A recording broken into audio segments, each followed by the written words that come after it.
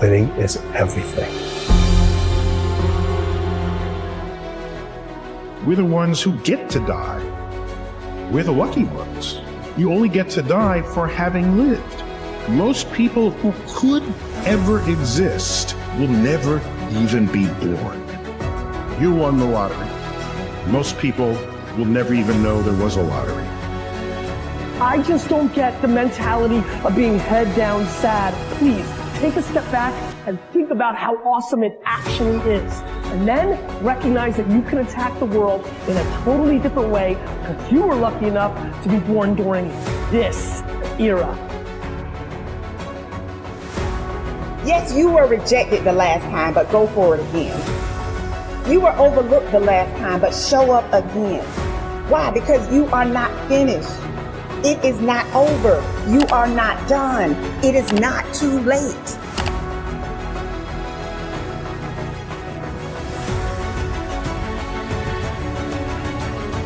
We all got a responsibility. We all got to be accountable. We all got to put in work. But don't give up. Because there's somebody out there right now that is hurting. There's somebody out there right now that is struggling. There's somebody out there right now that's got it a little bit tougher than you do. So why are you going to give up now? Anything that comes your way, you got to be prepared to accept the challenge and go through it. Don't lay on your back. If something's on your chest, get it off.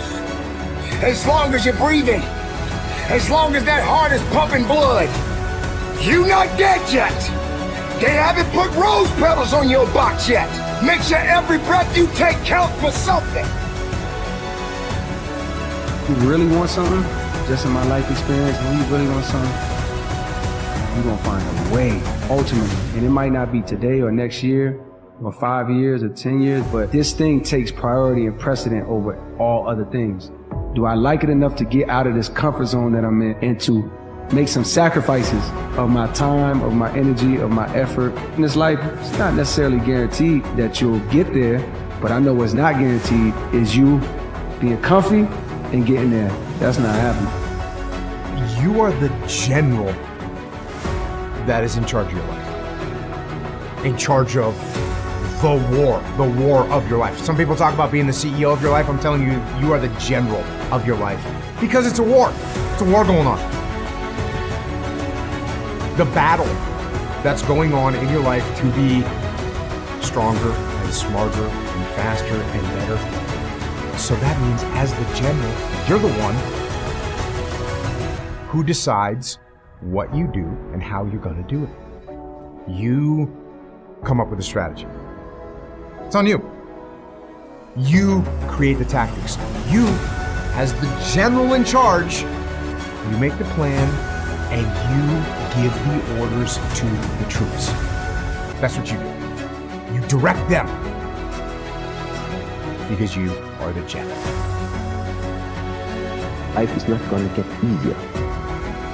It's just that your mind and your body become more resistant, more strong. Same situation, more relaxed. Why? Because you finally start to find a solution that is within your reach, within your hands.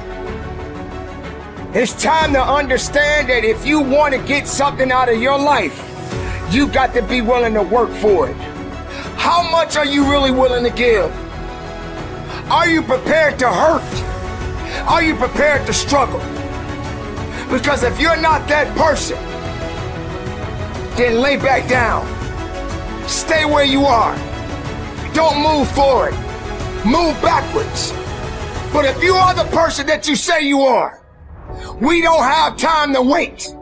Because time doesn't owe you anything. Time is not thinking about you. Time has already made up its mind. What you gonna do? Who said it's supposed to be easy? It takes grit. It takes tenacity. It takes sacrifice. If you're an underdog, man, the beauty of being someone who has to go through struggle, the beauty, because you get that. If there's no struggle, there's no struggle, then it's not, there's no journey. There's no journey.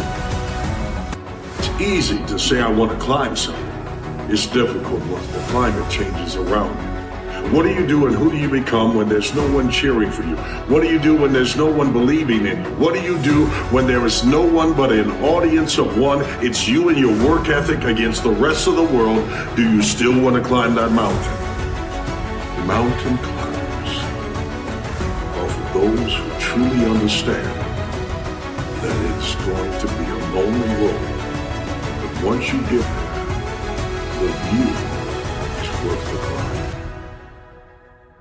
Life, you have to have no fear. You have to have no fear.